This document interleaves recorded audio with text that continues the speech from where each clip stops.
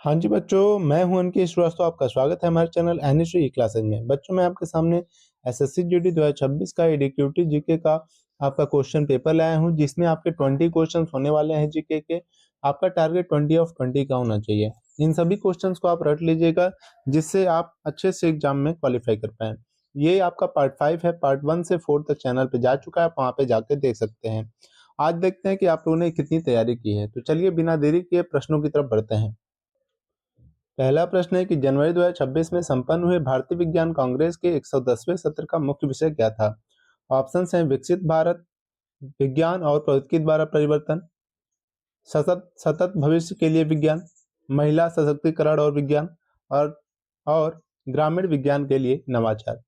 तो बच्चों बताइए कि इनमें से आपका आंसर क्या हो सकता है। तो बच्चों, जनवरी 2026 में संपन्न हुए भारतीय विज्ञान कांग्रेस के 110वें सत्र का मुख्य विषय जो है आपका विकसित भारत, जो कि 2047 तक हो जाना चाहिए, विज्ञान और प्रौद्योगिकी द्वारा परिवर्तन है।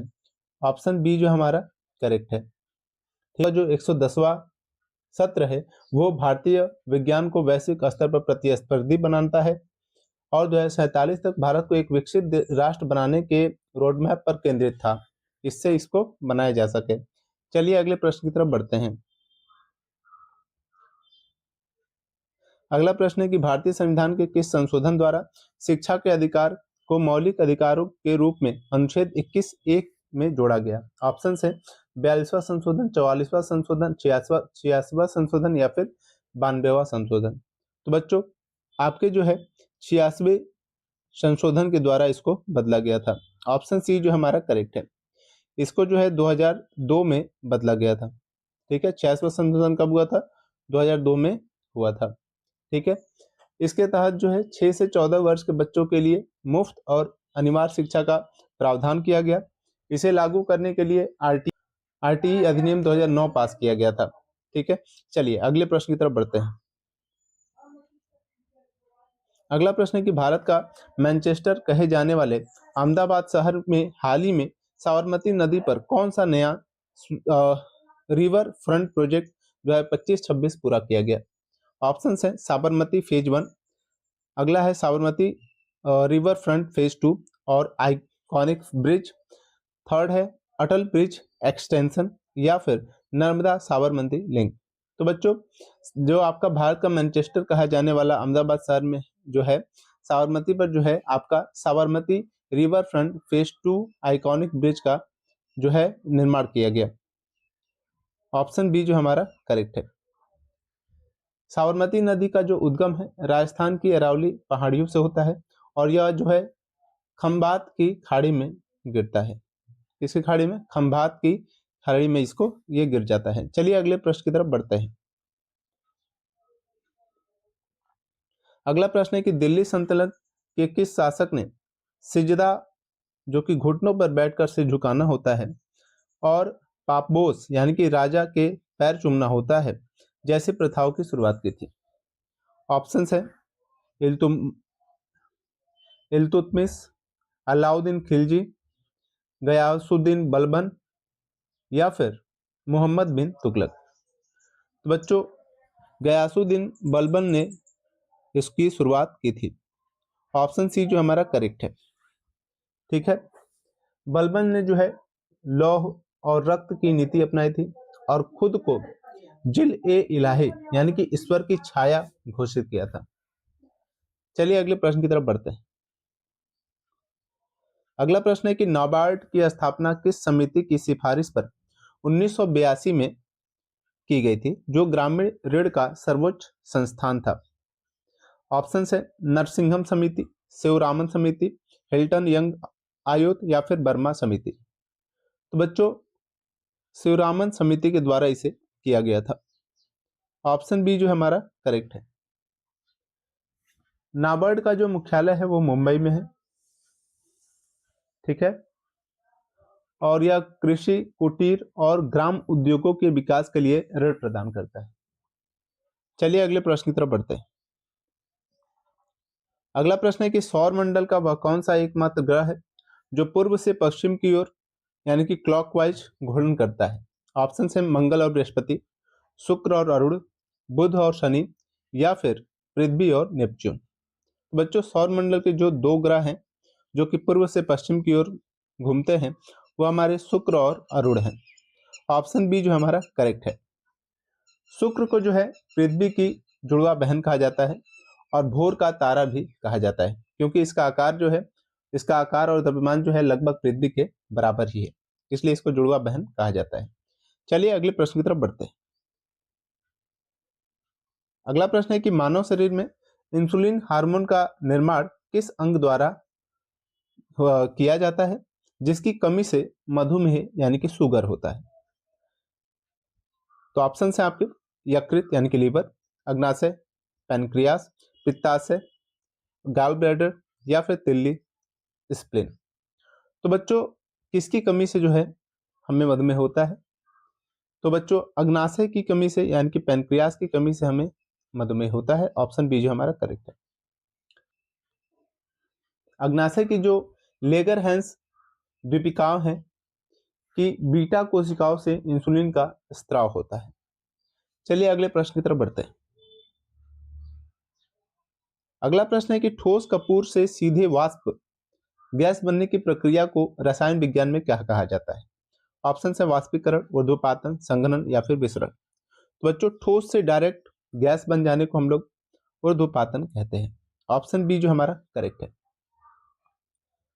बच्चों कपूर, नेफ्थलीन और आयोडीन ऐसे पदार्थ हैं जो द्रव में बिना बदले सीधे गैस बन जाते हैं। कौन कौन?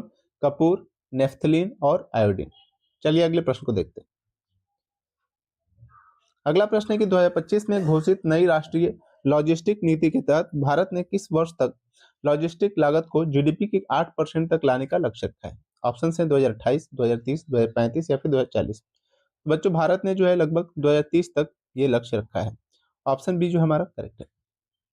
चलिए अगले प्रश्न की तरफ बढ़ते हैं। अगला प्रश्न है कि बाढ़ सागर बांध परियोजना किस नदी पर स्थित है जो उत्तर प्रदेश, मध्य प्रदेश और बिहार की संयुक्त परियोजना है? ऑप्शन है केन नदी, बेतवा नदी, सोन नदी या फिर चंबल नदी। तो बच्चों ये जो हमारे सोन नदी पर स्थित है। ऑप्शन सी जो हमारा करेक्ट है। सोन नदी जो है गंगा की एक प्रमुख दक्षिणी सहायक नदी है जो अमरकंटक की पहाड़ियों से निकलती है। चलिए अगले प्रश्न की तरफ बढ़ते हैं। अगला प्रश्न है कि भारतीय रिजर्व बैंक आरबीआई द्वारा 2025 में लॉन्च की गई डिजिटल रूपी की पायलट परियोजना का मुख्य उद्देश्य क्या है? ऑप्शन है नकद प्रबंधन लागत को कम करना और वित्तीय समावेशन, शेयर बाजार को नियंत्रित करना या फिर विदेशी ऋण चुकाना या फिर सोने की आयात को रोकना। बच्चों प्रबंधन लागत को कम करना और वित्तीय समावेशन ये उसका उद्देश्य है, यानी कि ऑप्शन ए जो हमारा करेक्ट है। ठीक है, चलिए अगले प्रश्न की तरफ बढ़ते हैं। अगला प्रश्न है कि किस अनुच्छेद के तहत भारत का राष्ट्रपति वित्त आयोग का गठन करता है? ऑप्शन है अनुच्छेद 243, अनुच्छेद 280, अनुच्छेद 315 या फिर अनुच्छेद 324। तो बच्चों आपका जो आंसर है वो है अनुच्छेद 280। ऑप्शन बी जो हमारा करेक्ट है। बच्चों 16वें वित्त आयोग के अध्यक्ष जो है अरविंद पनगड़िया हैं। वित्त आयोग केंद्र और राज्यों के बीच राजस्व बंटवारे की जो है सिफारिश करता है। वित्त आयोग क्या करता है?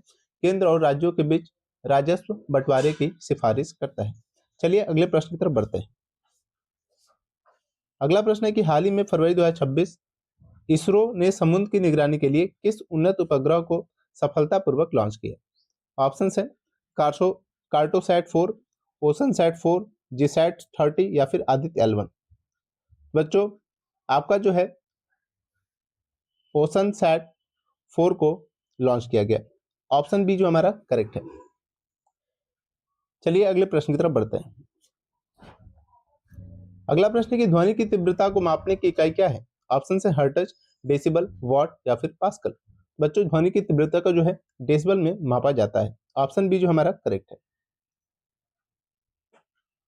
सामान्य जो बातचीत होती है वो 60 डेसिबल होती है, जबकि 80 डेसिबल से ऊपर की ध्वनि जो है वो नॉइज की श्रेणी में, शोर की श्रेणी में आती है, जो आपका तेज हो जाता है आवाज। ठीक है, चलिए अगले प्रश्न की तरफ बढ़ते हैं। अगला प्रश्न है प्रसिद्ध काजीरंगा उद्यान किस राज्य में स्थित है और यह किसके लिए प्रसिद्ध है? ऑप्शन है गुजरात जहाँ पे शेर है, असम एक सिंह वाला गेंडा, उत्तराखंड हाथी या फिर पश्चिम बंगाल बाघ। तो बच्चों ये जो हमारा काजीरंगा असम में है, जो कि एक सींग वाले गेंडे के लिए बहुत ज्यादा प्रसिद्ध है। ऑप्शन बी जो हमारा करेक्ट है। तो काजीरंगा राष्ट्रीय उद्यान में एक सींग वाले गेंडे जो है बहुत ज्यादा उपस्थित है। चलिए अगले प्रश्न की तरफ बढ़ते हैं। अगला प्रश्न है कि शुद्ध जल का पीएच मान कितना होता है? यह किस प्रकृति का होता है? ऑप्शन है, 1 होता है, 7 होता है, 14 या फिर 0। 1 यानी कि अम्लीय, 7 उदासीन, 14 क्षारीय या फिर 0 अत्यधिक अम्लीय। तो बच्चों ये 7 इसका पीएच मान होता है, जो कि उदासीन होता है, ना कि ज्यादा आपका अम्लीय होता है, ना ज्यादा क्षारीय होता है। ऑप्शन बी जो हमारा करेक्ट है। चलिए अगले प्रश्न की तरफ बढ़ते हैं। अगला प्रश्न है कि दांडी मार्च 1930 के दौरान महात्मा गांधी ने कितने किलोमीटर पद यात्रा की? ऑप्शन है 240 मील, 241 मील, 150 मील या फिर 500 मील। तो बच्चों हमारे गांधी जी ने जो है 241 मील तक यात्रा की थी, यानी कि 388 किलोमीटर। ऑप्शन बी जो हमारा करेक्ट है। ठीक है, यह यात्रा जो है साबरमती आश्रम से दांडी तक 12 मार्च से 6 अप्रैल 1930 तक चली थी। याद रखिएगा डेट, 12 मार्च से 6 अप्रैल 1930 तक। कहां से कहां तक? साबरमती से दांडी तक। चलिए अगले प्रश्न को देखते हैं। अगला प्रश्न है कि विश्व की सबसे गहरी झील बैकॉल झील किस देश में स्थित है? ऑप्शन है कनाडा, रूस, अमेरिका या फिर तंजानिया। तो बच्चों ये जो हमारे रूस में स्थित है। ऑप्शन बी जो हमारा करेक्ट है। चलिए अगले प्रश्न को देखते हैं। अगला प्रश्न है कि प्रकाश वर्ष किसकी इकाई है? ऑप्शन है समय, दूरी, प्रकाश की तीव्रता या फिर वेग। तो बच्चों ये जो है हमारे प्रकाश वर्ष दूरी की इकाई है। ऑप्शन बी जो हमारा करेक्ट है।